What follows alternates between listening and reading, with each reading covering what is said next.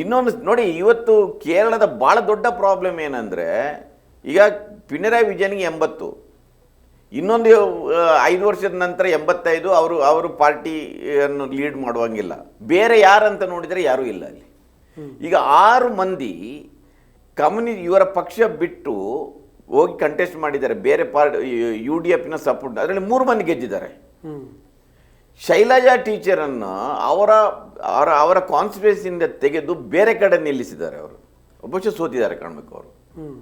So ನೋಡಿ, ಯಾರೋ ಹೇಳ್ತಾ ಇದ್ರು ಕೇರಳಕ್ಕೆ ಹೋದವರು, ಎಲ್ಲ ಕಡೆ ಹೋದ್ರೆ ಪಿಣರಾಯಿ ವಿಜಯನ್ ಫೋಟೋ ಮಾತ್ರ. ಹಿಂದೆ ಎಲ್ಲ ಒಂದು ಕಾರ್ಲ್ ಮಾರ್ಕ್ಸ್, ಸ್ಟಾಲಿನ್ ಇಂಥದ್ದು ಫೋಟೋಗಳು ಎಲ್ಲ ಇರ್ತಿತ್ತಲ್ಲ, ಅದು ಯಾವುದೂ ಇಲ್ಲ. ಓನ್ಲಿ ಪಿಣರಾಯಿ, ಬೇರೆ ಲೀಡರ್ಗಳಿಲ್ಲ. ನಮಗೆ ಕೇಳಿದರೆ ಪಿಣರಾಯಿ ವಿಜಯನ್, ಶೈಲಜಾ ಟೀಚರ್ನ ಒಂದು ಹೆಸರು ಬರುತ್ತೆ, ನೆನಪು ಬರುತ್ತೆ. ಯಾಕೆಂದರೆ ಕೊರೋನಾ ಟೈಮ್ನಲ್ಲಿ ಆಕೆ ಮಾಡಿದ ಸಾಧನೆಯಿಂದಾಗಿ. ಇನ್ನೊಂದು ಯಾರು ಲೀಡರ್ ಅಂತ ಕೇಳಿದರೆ ಯಾರೂ ಇಲ್ಲ. ಇವತ್ತು ಈಗ ಅವರ ಪಾಲಿಟ್ ಬ್ಯೂರೋನು ಅಷ್ಟು ವೀಕ್ ಆಗಿರೋದ್ರಿಂದ ಪ್ರಕಾಶ್ ಕಾರಟ್ ಎಲ್ಲಿ ಹೋಗಿದ್ದಾರೆ ಅಲ್ಲಿ ನಾನಂತೂ ಕ್ಯಾಂಪೇನಲ್ಲಿ ನೋಡಿಲ್ಲ. ಸೊ ಅದರಿಂದಾಗಿ ಏನಾಗಿದೆ, ಆ ಸರ್ವಾಧಿಕಾರಿ ಧೋರಣೆ ಇದೆಯಲ್ಲ ಪಾರ್ಟಿ ಒಳಗಡೆ. ಇವತ್ತಿನ ರಿಪೋರ್ಟ್ಗಳು ಏನು ಬರುತ್ತೆ ಅಂದರೆ, ಭಾಳಷ್ಟು ಮಂದಿ ಕಮ್ಯುನಿಸ್ಟ್ ಪಾರ್ಟಿಯ ಲೀಡರ್ಗಳು ಒಳಗಿಂದೊಳಗಡೆ UDFಗೆ ಸಪೋರ್ಟ್ ಮಾಡಿದ್ದಾರೆ ಅಂತ ಒಂದದು. ಇನ್ನೊಂದು ಸುದ್ದಿನೂ ಕೂಡ ಇದೆ, ಅದು ಇತ್ತೀಚೆಗೆ ಪಿಣರಾಯಿ ವಿಜಯನ್ ಒಂದಷ್ಟು ಮೆದು ಹಿಂದುತ್ವ, ಸಾಫ್ಟ್ ಹಿಂದುತ್ವ ಮಾಡ್ತಾ ಇದ್ದಾರೆ ಅಂತ. ಯಾಕಂದರೆ ಅವರ ಮೇಲೆ ಒಂದಷ್ಟು ಕೇಸಸ್ ಇದ್ರು.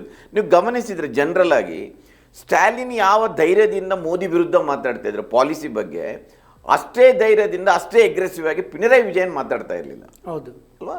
ಅದು ಈ ಕಾರಣಕ್ಕಾಗಿದೆ. 2 ಕಡೆ ಒಂದಿದೆ.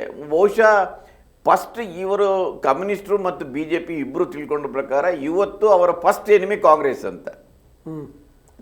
ಅದು ವೆಸ್ಟ್ ಬೆಂಗಾಲಲ್ಲೂ ನಡೀತಿ ಹಿಂದೆ. ಸೊ ಫಸ್ಟ್ ಎನಿಮಿ ಕಾಂಗ್ರೆಸ್ ಅಂತ. ಅದರಿಂದ ಒಂದು ಅಡ್ಜಸ್ಟ್ಮೆಂಟ್ ರಾಜಕೀಯ ನಡೀತಿಂದ ಭಾಳಷ್ಟು CPI ಲೀಡರ್ಗಳು ಹೇಳ್ತಾ ಇರ್ತಾರೆ, ಭಾಳ ಕಡೆ ಅದನ್ನು ಮಾಡಿದ್ದಾರೆ ಅಂತ. ಇವತ್ತು ಯಾರೋ ಬರೆದ್ರು, ಒಂದು ಕ್ಯಾಂಪೇನ್ ಏನಾಗ್ತಾ ಇದೆ ಅಂದರೆ, UDF ಬಂದರೆ ಅದು ಮುಸ್ಲಿಮರ ಸರ್ಕಾರ ಆಗುತ್ತೆ ಅಂತ ಲೆಫ್ಟ್ ಪಾರ್ಟಿಯವರೇ ಕ್ಯಾಂಪೇನ್ ಮಾಡಿದ್ದಾರೆ ಅಂತ ಕೆಲವು ಕಡೆ.